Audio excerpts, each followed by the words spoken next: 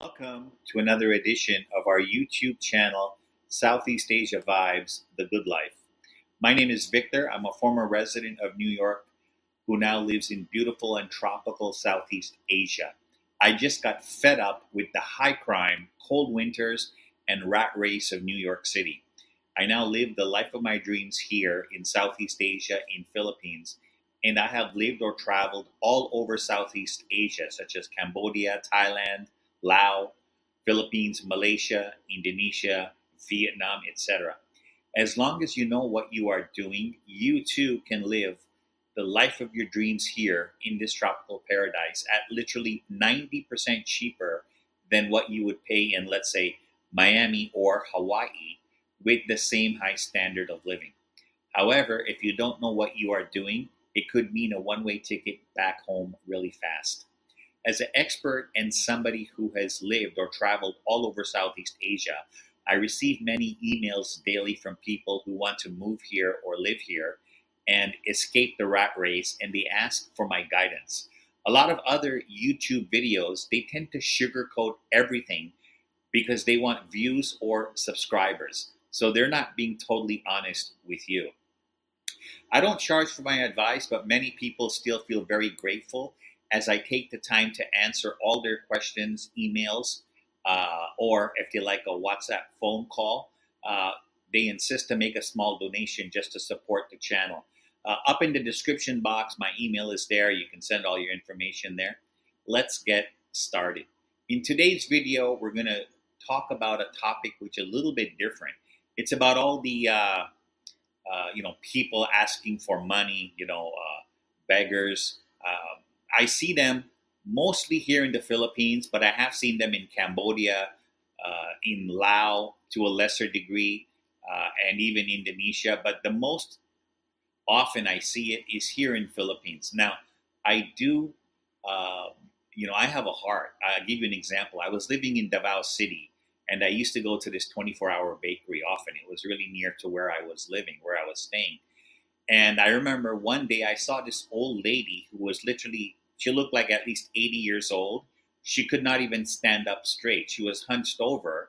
And she came to my table where I was sitting, selling these like lottery tickets or scratch off lottery tickets or something. And I felt so bad. I thought that this old woman could be my mother. And I gave her money. I bought her lunch. And she used to come. I used to go there every day to have lunch or coffee or sit down outside.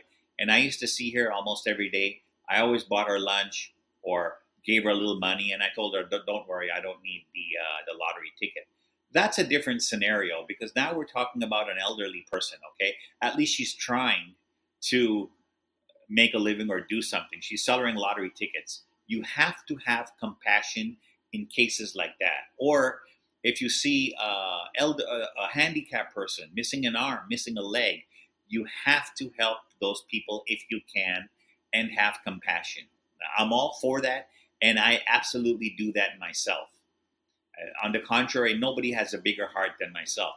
But at the same time, let me tell you, my father died when I was 4, and I basically had to be self-sufficient from a very early age. Okay, so I don't tolerate this nonsense or this notion that there seems to be here in Philippines a percentage of the population who think it's okay to just receive handouts or, for example, my friend, his girlfriend is from here in Philippines, and I remember the first time they went out. Her whole family, cousins, friends, they all came for lunch. And who's the poor guy that had to pay for 50 people? None other than my friend, the foreigner. That sort of nonsense is not acceptable. And I told that to my friend. And the people who are doing that should be ashamed of themselves. You know why? Because even in the United States and other countries, it's hard to make money. And I will tell any person, go, if you haven't been to the United States, go there. You'll see a lot of homeless people there as well. Money doesn't come easy to anybody.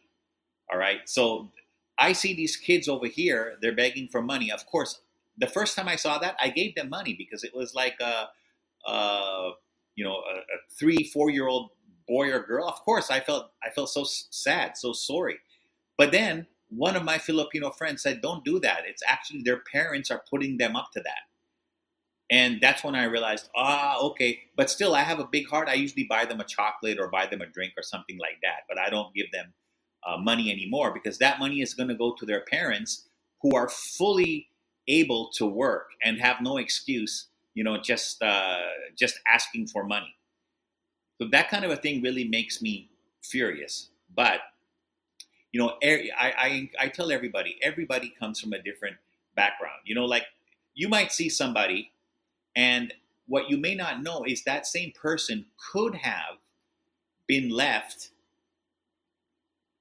abandoned as a baby or orphaned as a baby. Can you imagine you're a few days old and your mother just abandons you, leaves you on the street somewhere in front of a trash can? You don't know what kind of a life other people have had. I always tell people to have compassion, but do not give money to people who are just lazy and don't want to work. That is unacceptable. And I do see that with a segment of the population here in the Philippines, or who they want to get hooked up with a foreigner, and then the whole family of this Filipino leeches on the foreigner and expect money. That is unacceptable. That's it for this edition of Southeast Asia Vibes, The Good Life. Until next time, take care, everybody.